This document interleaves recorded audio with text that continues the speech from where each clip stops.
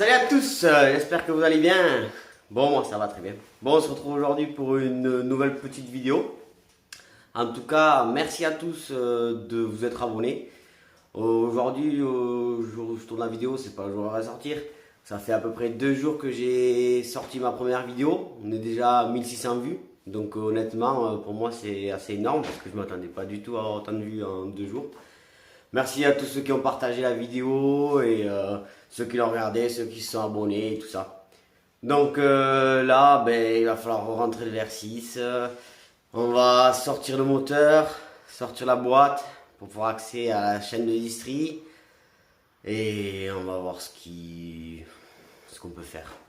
Bon, il faut le mettre là. Et il est dehors là-bas.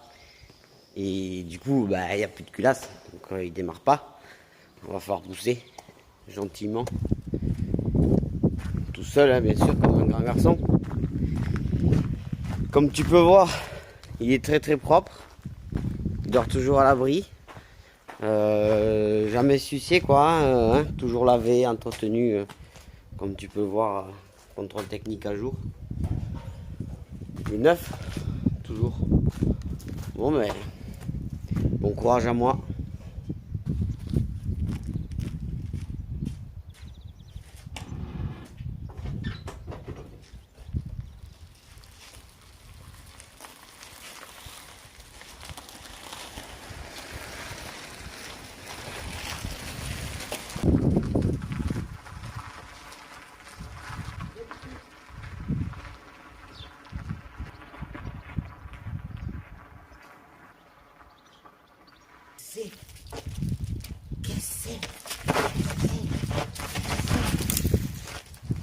Ami, si tu as perdu ton écran anti-vol de Volkswagen, sache qu'il est là. Et je le mets là-bas, à la ferraille.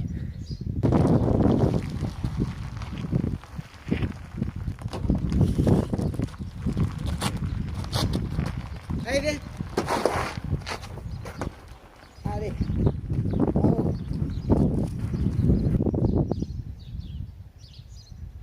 C'est parti. Il faut mettre ça là. Donc tu te doutes bien que ça va pas se faire tout seul. Il n'y a rien de kiffant à avoir un mec sortir cette merde. Donc je t'épargne les détails. On se voit tout à l'heure quand le moteur sera là. J'ai commencé à recevoir quelques pièces. Donc le joint de culasse, c'est une cale rivetée avec 2 feuilles de métal. Ça évite de mettre un joint de culasse, une cale, un joint de culasse. Il y en a qui disent que c'est mieux. Moi, je suis sur un groupe VR6 Turbo France. Les mecs m'ont conseillé ça. Elle fait 3,1 mm. Donc je passe un rapport volumétrique à 8,8. On peut souffler jusqu'à 1 bar 4, je crois. Moi, je soufflerai 1 bar parce qu'il y en aura largement de reste. Boîte stock, quart en stock. En plus, j'ai mis un 63. Une Turbo T3, T4, donc il y en aura largement de reste. J'ai reçu poussoir hydraulique, coussinet de bielle, vis de culasse de BM en 12,9, joint de queue de soupape, pompe à eau, joint speed vilo. Il manque encore quelques pièces, mais déjà c'est pas mal. Alors je sais pas si tu as la ref, en Amérique le délire c'est les mecs quand ils sont en train de refaire un moteur ou quoi. Il ouvre le capot, il n'y a pas de moteur. Il jette des billets, ferme le capot, il rouvre, il y a le moteur neuf. On va tester pour voir. Alors, faute d'avoir des billets, parce que mes billets sont là, en pièces, ça m'a ruiné. Je vais jeter tout dedans, fermer le capot, je rouvre, et si le moteur est terminé, demain on la passe au banc. Voilà, j'ai pas acheté de billets, désolé parce que j'en ai plus. J'ai mis les pièces. Moment de vérité, doit être toujours sale déjà donc. Eh ben non, je me suis fait niquer. C'était sûr. Encore des Américains ça. It's a beautiful.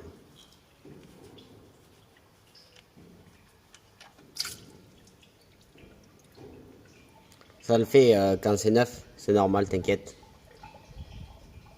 Oui, je travaille avec des gants. Bon, on va vidanger la boîte pour voir. Je t'avoue que la voiture, elle a 350 000 km, je crois. Donc, je sais pas du tout si ça a déjà été fait. Moi, perso, j'ai jamais fait. Et on va voir la gueule de l'huile qui sort. Pour voir si la boîte est en bonne santé ou pas.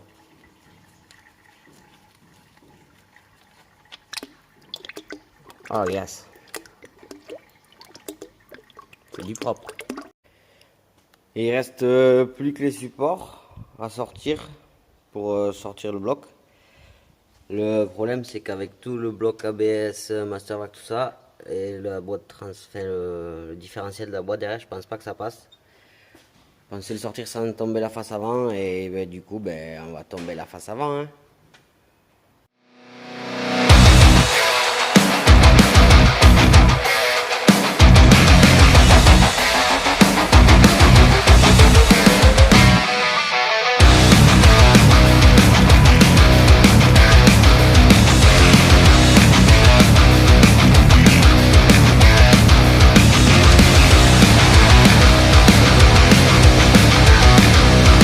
La face avant est tombée. Je sais pas si tu as pu voir la gueule de l'échangeur. Il est un peu rempli.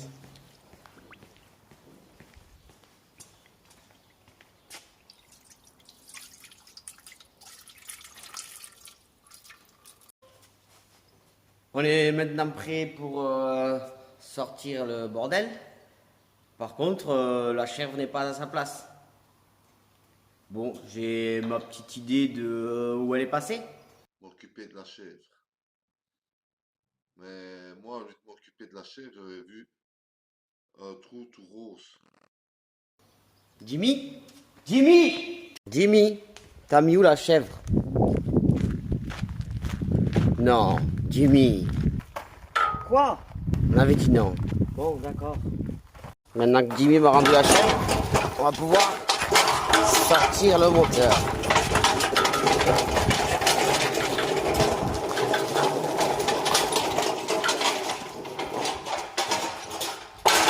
Putain de chèvre.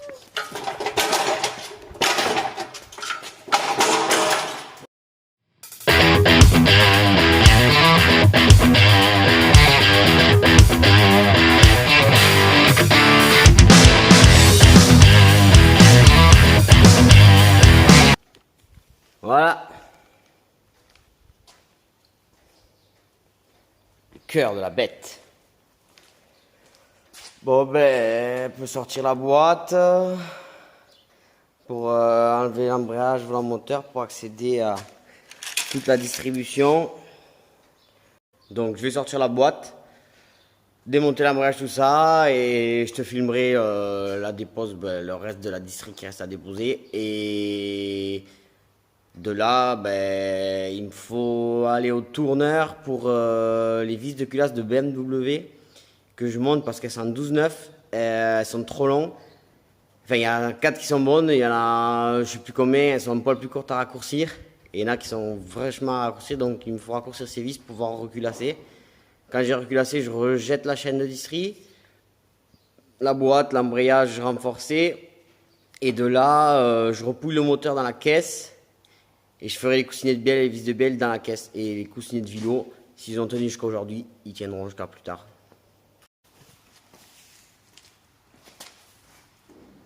Bon, comme tu peux voir, j'ai sorti la boîte. Là, embrayage, volant moteur. Comme tu peux voir, c'est neuf.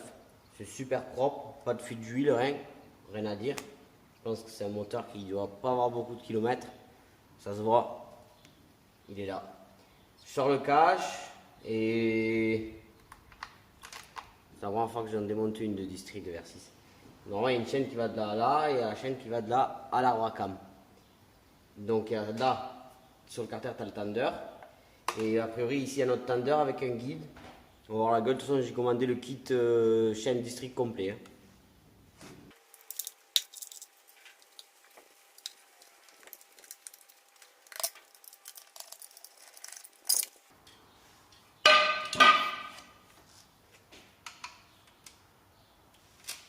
Voilà, donc ça c'est le patin du tender de la chaîne d'en haut. Ça, poubelle, poubelle. Alors, de ce que j'avais vu, c'est qu'il fallait qu'il y ait une dent coupée là, face au plan de joindre ça. Et là j'ai un repère, j'ai un trait et qui doit tomber en face de je ne sais quoi.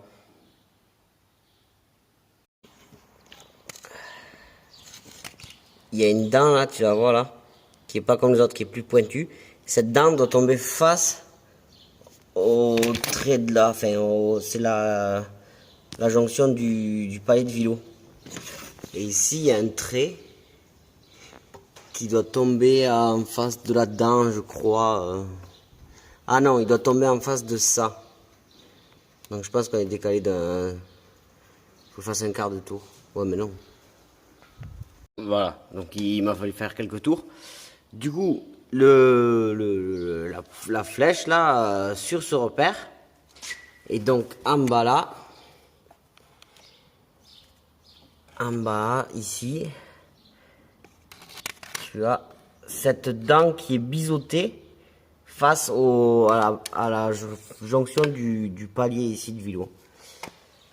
Et après, du coup là, ça c'est le PMH. Et après, sur la culasse, sur les deux arbres à cam, il y a une plaque à mettre derrière. Qui... je te montre. Donc là, ici, tu as une plaque qui se met sur le plan de joint à plat. Et qui rentre dans le méplat d'ici et le méplat d'ici, qui bloque les deux arbres à cam à plat. Donc ça pige les arbres à cam. Donc si tu vois, le plat, il est excentré. Comme ça, tu peux pas te tromper d'un demi-tour. Et donc là, tu cales tes arbres à cam, tu cales comme c'est calé là-bas ta chaîne de distri et c'est bon, c'est neuf. Feu. Bon, du coup, je me retrouve bloqué parce que j'ai pas la chaîne de distri et les vis de culasse, il faut que j'aille voir mon père parce que mon père il a un tour. Parce que regarde, en fait, sur le VR6, tu as 3 longueurs de vis différentes. Et sachant que les vis de BLRP c'est pas dispo, ça vaut 400 balles. On m'a conseillé pour mon montage, j'en aurai largement de reste. J'ai pris des vis de 320 TD en 12,9, donc ils sont plus solides.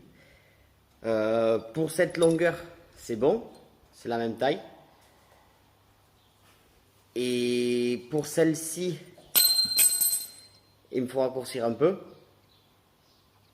Par contre, pour celle-là, il y a une grosse différence. Par contre, on me l'a dit, la vis dans le bloc des bouches, enfin le filetage n'est pas ras, donc je vais la mettre dedans, voir tout le filetage et combien j'arrive à ras du bloc. Et il me faut rajouter les 3 mm de ma cale et on va voir, il faut que je voir où je taille cette vis pour mettre à la place de elle. Donc là, j'ai vissé ma vis à fond. Je me fais mon repère. Là, je sais que je suis en bout de filetage. Je marque ma vis. Je vais la dévisser et on va voir.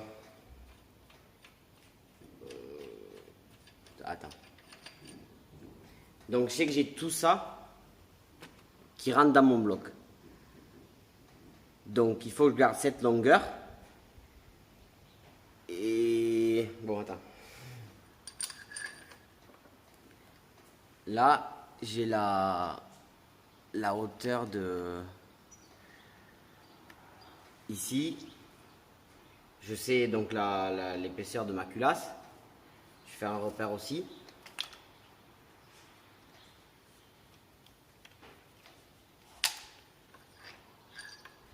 Donc j'ai une marge de 3 mm pour mon épaisseur de mon joint de culasse, enfin de ma cale et de mon joint de culasse. Donc ça, faut que je garde. Ça, faut que je garde. En gros, faut que j'enlève cette longueur-là. Moins 3 mm de ma cale. Du coup, il faut que j'enlève cette longueur. Donc à peu près, au pied à coulisse, ça fait ça, à enlever. Donc en gros, en fait, tout ce qui rentre dans le bloc, il faut que j'enlève. C'est-à-dire qu'il faut que je taille ma vis ici. Et il restera ça filetage. Je pense que c'est bon. Donc voilà, il me reste ça à faire pour pouvoir monter la culasse. Enfin, avant de monter la culasse, je vais faire les joints de queue de soupape. Parce que je sais qu'il était fatigué, des fois en décélération ça fait mes bleus. Donc je vais faire les joints de queue de soupape. J'ai commandé des poussoirs neufs parce que des fois il y en avait quelques-uns qui faisaient du bruit. Le problème c'est que j'ai pas le lève soupape avec moi pour le faire. Donc là, actuellement je suis bloqué. Voilà, donc c'est la fin de cette vidéo. Si tu as réussi à tenir jusqu'au bout, encore un grand merci. Merci de me suivre, ça fait plaisir. Abonne-toi si t'es pas abonné, ça fait plaisir aussi. Ça coûte rien, comme je dis, c'est gratuit. Hein. C'est juste un petit clic. Clique aussi sur la petite clochette, au moins dès que je sors une vidéo, tu auras une notif. Et donc voilà, là je suis bloqué, donc je peux rien faire de plus. J'attends la chaîne de distri, l'embrayage renforcé. Et là je vais aller usiner les vis vite fait là chez mon père. Normalement après ça, j'aurai reçu tout ce qu'il faut pour pouvoir remonter le bloc, le remettre dans la bagnole. Donc voilà, dans la prochaine vidéo, on remonte le bloc et on essaie de le mettre dans la voiture si tout va bien. Et si tout va vraiment bien, on peut peut-être le démarrer. Donc on verra bien. Voilà, et surtout, abonne-toi, c'est gratuit. Et fais pas chier, putain de merde.